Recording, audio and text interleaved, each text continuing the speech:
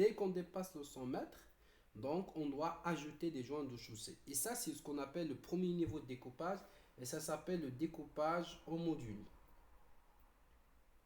Parce qu'en fait, chaque partie entre joints de chaussée, ça s'appelle un module. Ça, c'est le module 1 et ça, c'est le module 2. Voilà, c'est le premier niveau de découpage qui concerne le placement des joints de chaussée pour absorber les questions de déplacement horizontaux, des questions de joints de chaussée, des questions des efforts horizontaux sur les appareils d'appui et aussi des efforts horizontaux sur les appuis qui vont provoquer bien sûr de la flexion et sur les appareils d'appui ils vont provoquer des distorsions, des glissements et ainsi de suite. Je ne sais pas si vous avez des questions sur cette partie qui concerne le premier niveau de découpage, c'est le découpage en modules qui permet de résoudre le problème des efforts horizontaux ou bien des déplacements horizontaux. Bien sûr, qui dit déplacement, ça dit aussi, voilà, qui dit déplacement dit effort. Est-ce que c'est bon? Bien sûr, avec la question des rigidités. S'il n'y a pas de rigidité, on parle plus de, bien évidemment, d'effort. Les appareils d'appui dont on parle sur les ponts, ce sont des éléments, voilà, c'est l'appui. Et après, entre les deux, on met des éléments en caoutchouc fretté, c'est-à-dire on met du caoutchouc, donc je fais un zoom, dans lesquels on met des frettes métalliques. Alors, ces appareils d'appui, ils sont toujours prévus systématiquement sur les ponts. C'est pas comme le bâtiment où c'est rare de trouver ce type d'appareil d'appui, c'est surtout en tant qu'amortisseur, comme des amortisseurs ou autres, mais dans les ponts c'est systématique. C'est rare de trouver un pont dans lesquels, surtout pour je parle bien sûr des ponts courants qu'on aborde ici, c'est toujours il y a des appareils d'appui, c'est-à-dire que le tablier il est simplement posé sur les piles. C'est pas comme le cas du bâtiment où toujours les poutres ils sont encastrées sur les appuis. Par contre, dans le cas des ponts, alors le tablier il est simplement posé sur ces piles.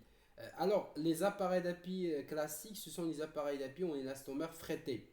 Alors, lorsqu'on parle des appareils d'appui, je dirais spéciaux, c'est par exemple les appareils d'appui, ce qu'on appelle APO, les appareils d'appui sphériques.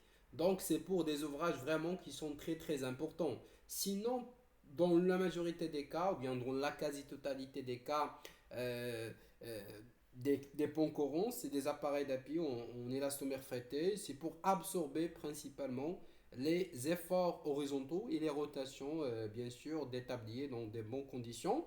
Aussi, il joue un rôle important dans le comportement sismique des ponts, puisque ce sont des éléments souples. Et puisque nous avons des éléments souples, ça permet d'allonger la période propre de l'ouvrage. Et comme vous le savez, en calcul sismique, les spectres de réponse, ils ont cette forme. Et plus, bien sûr, la période augmente, plus la réponse sismique, il va diminuer.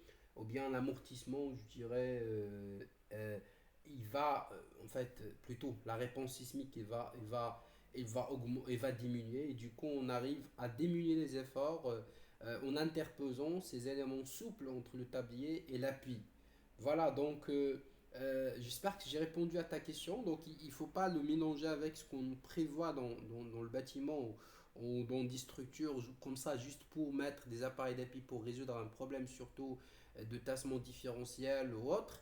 Mais dans le cas des ponts, c'est systématique. C'est le tablier, il est simplement posé sur ces appuis grâce à des appareils d'appui. On les appelle des appareils d'appui normaux. Les appareils d'appui, on a fretté. Après, vraiment, lorsqu'on a des structures assez importantes, c'est là où on va aller avec des appareils d'appui spéciaux parce que bien sûr, ce qu'on étudie ici, ce sont des ponts courants, bien sûr. La limite de 100 mètres, on ne va pas la retrouver dans des ponts qui sont très très importants. Par exemple, si vous avez un pont suspendu, ou bien un pont à haubans, ou bien même un pont en encourbement successif, ou bien un pont mixte, alors là, les appareils d'appui sont spéciaux parce que l'ouvrage il est spécial.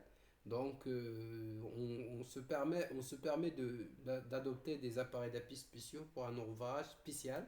Par contre, pour un ouvrage courant, ce qu'on adopte, c'est des appareils d'appui classiques. J'espère que j'ai répondu à ta question.